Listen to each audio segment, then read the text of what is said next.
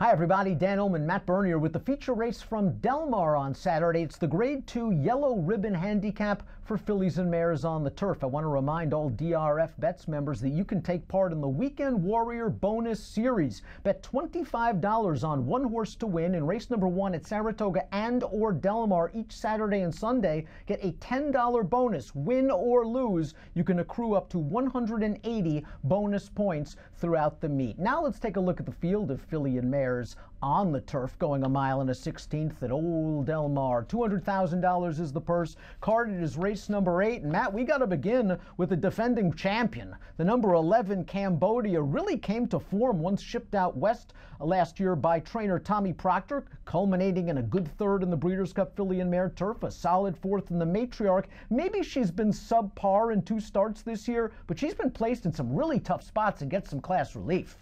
I think that's, to me, what makes her such a difficult call in a spot like this, because I don't think she's come back as good as she was last year. But to be fair, she's been running against a Raving Beauty and Sister Charlie and 4-Star Crook and Off Limits, basically all Chad Brown horses. I think now she gets back to the West Coast, and that little bit of class relief, maybe that's enough to get her over the top. But at what's probably going to be a shortish kind of price, I approach her with caution. I agree with you. I'm a big fan of Cambodia's, but at a short price off her recent form, I'm not sure I want to go too deep on her. I think last time out in the Just a Game, she was in too tough against horses like a Raving Beauty, who came back to run third in the Diana with a triple-digit buyer. It looked like Cambodia was going to fire turning into the stretch, and they just sprinted away from her. She gets the class relief. She's back at Del Mar, where we know she likes it, but I don't want to take too short of a price. Perhaps the now horse in this division, and again, we say it so many times on these stakes previews, these fillies and mares in Southern California just take turns beating up on each other. It was Storm the Hill's term last time out. First time Southern California, first time Phil D'Amato. She beat 4 of these, and she did it nicely.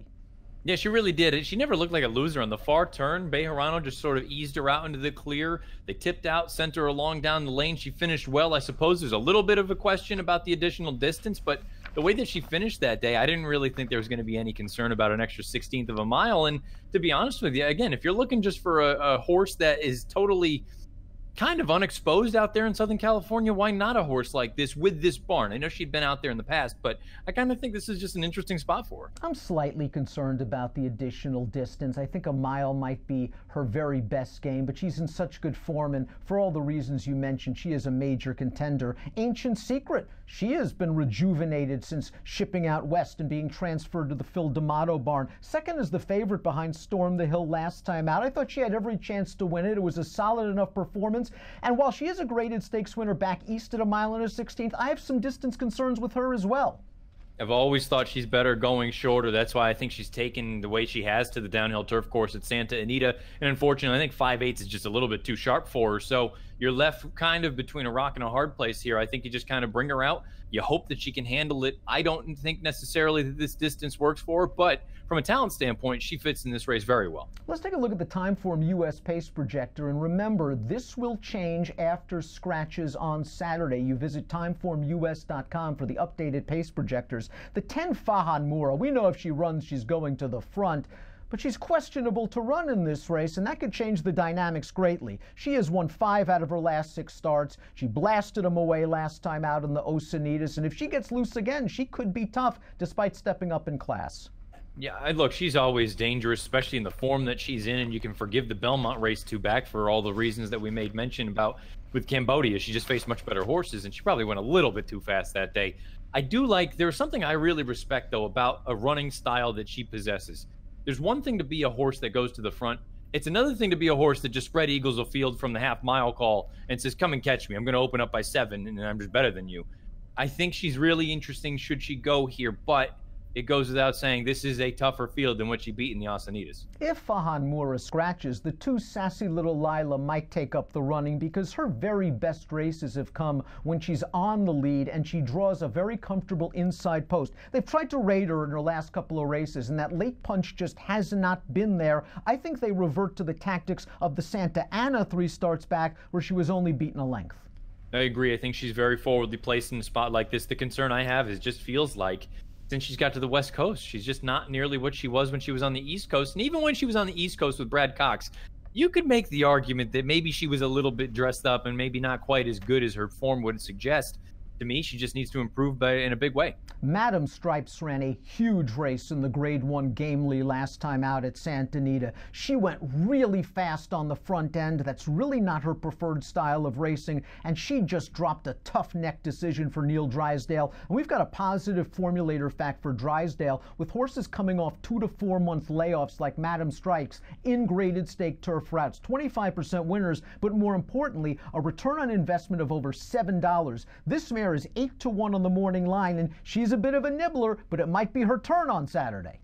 I'll tell you what, whenever her name shows up in the PPs, I kind of get a little shake because I don't know which version we're going to get from Madam Stripes. The good Madam Stripes can absolutely win a race like this, no question about it, especially when you couple it with what you brought up with the Gamely. I thought she ran far too well to lose. I think she ran the best race there, no question about it, considering the pace and considering the fractions that she set throughout there, especially when you look at the Time Form US ratings. But she's also Madam Stripes, and there have been so many instances where she looks like she is strictly the horse to beat, and she completely bombs. Look, the good one wins this race many times over. The bad one could run 7th. Beau Recall, it was her turn in the Royal Heroine back on April the 7th. You liked her that day. She swung widest turning into the stretch, and she was best. She just hasn't been able to replicate that performance in her last 2 races, even with pace situations that you would think help her late running style. I'm not sure if I love this blinkers on move from Simon Callahan, trying to get her into the race earlier. Yeah, I'm a little bit curious about that, and it just feels like she has not taken that step forward, even from early on as a 3-year-old filly. I've always been a big fan. I think she has ability. The blinkers on, certainly a little bit of a concern. One thing that I would just throw out there for anyone that's, wishy-washy on her, I think there is something to Del Mar, the turf course. I think there are certain horses that just seem to appreciate it a little bit more than others, and you only have to go back to last year to see she almost won a Grade 1. She lost by a nose. We always talk about how we want the fresh faces in these Southern California filly and mare turf races. 'Tis but a dream is a fresh face. This is a horse that's a stakes winner overseas. She's making her North American debut. She's going to be a giant price. And look who she was in against last time out. Wu Haida, last year's Breeders' Cup filly and mare turf winner. The runner-up of that race came back to win a Group 3 at Epsom. The 4th place finisher of that race came back to win a listed stakes. And that was 'Tis but a Dream's first start off of a long layoff. And she's getting Lasix. Can you make a case at a big price that she could pull off just a gigantic upset? Absolutely, and I have to be honest, I wonder how big a price she's going to be for all the reasons you just laid out. I wonder if she gets bet a little bit more. I'm not suggesting she's going to be single-digit odds, but I wouldn't be surprised if she's in that 12, 13 to 1 range. You also brought up the company that she was keeping. She got bet in that race. She was bet down to 8 to 1. I wouldn't be surprised at all for Ben Cecil if all of a sudden this horse showed up. Maybe she doesn't win, but I'm certainly using her underneath. Wise Old Owl Rich Roble loved Sophie P2 back in the Gamely, and she scored at a $30 mutual. Lacked that punch at a mile last time out, and I wonder if she just needs this additional distance. She might even want to go a little bit farther, but I think the mile and a 16th is good for Sophie P, and if she runs her Gamely, she's probably right there. Yeah, I would agree with that. I think she's very close if she gets back to that. I just go back to the idea that in the Gamely, if I'm taking anyone out of it, I'm taking Madam Stripes because I think she ran the best race. Midnight Crossing, pardon me, 3rd in the Osanitas last time. Just never get in the race. Fahan Moura just buried him from start to finish. Midnight Crossing took the blinkers off. She tried to settle. She came with a run, and that's really been her career. It's interesting that her career-defining moment, however, came when she went gate to wire in the Robert J. Frankel, and that's not happening on Saturday. No, that's the problem. I think her best running style is when she's out there dictating things. The problem is it's so infrequent and so rare for her to actually find herself on the front end because she's really not that fast.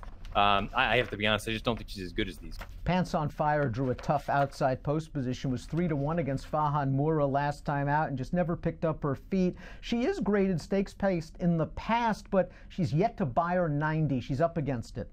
Yeah, she's going to need to run a little bit faster, but I will say, if I'm going to give anyone the benefit of the doubt with that run from the Ostinitas, it's probably Pants on Fire, just because early on in the Del Mar meet, felt like it was difficult to make up ground. Maybe now things have leveled out a little bit, and if she gets some heat to run at, maybe she can come with a little bit of a bid. Let's take a look at our top picks for the Yellow Ribbon. I'm going with a stranger, first-time Southern California for the 4, Halle Bell, Godolphin homebred, trained by Michael Stidham. Now, I know the Grade 3 Modesty hasn't come back very strong just yet, but we know the winner of that race, Daddy's little darling is pretty good. And I thought Halle Bell was kind of buried on the rail turning into the stretch, and by the time she extricated herself from traffic trouble, Daddy's little darling was long gone. But I thought she finished okay down along the inside that day. Her buyers continue to creep upward. She's relatively unexposed and has upside with only 8 starts on her resume, and she was good enough to beat Hawksmoor. And I know Hawksmoor isn't the Hawksmoor from last year, but she handled her 2 starts back at Laurel. I think Halle Bell's interesting at a price. I like the way she finished 2 starts back, too. You look at the incremental fractions and formulator, second to last quarter in 22.63, last quarter in 23.05. She has a nice finish, and again, we've seen so often.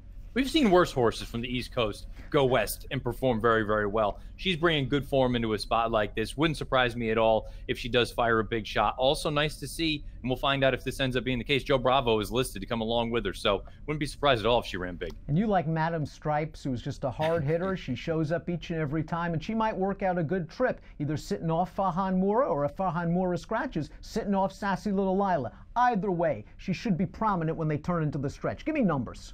Yeah, I like the tactical speed that she brings into this, and also that little slight turn back to 1 mile and 16th. That to me could be huge. I'm going to go 7, 1, 10, 11. I'm going to go 4, 10, 11, 6 in the Grade 2 Yellow Ribbon Handicap. The feature race at beautiful Del Mar on Saturday. And one more reminder to DRF Bets members, get involved in this Weekend Warrior bonus series. You bet $25 on one horse to win in race number 1 at Saratoga and Del Mar each Saturday and Sunday. You get a $10 bonus. Win or lose, and you can accrue up to 180 bonus points this summer. Approximate post time for the Grade 2 Yellow Ribbon Handicap, 5:30 Pacific. Best of luck.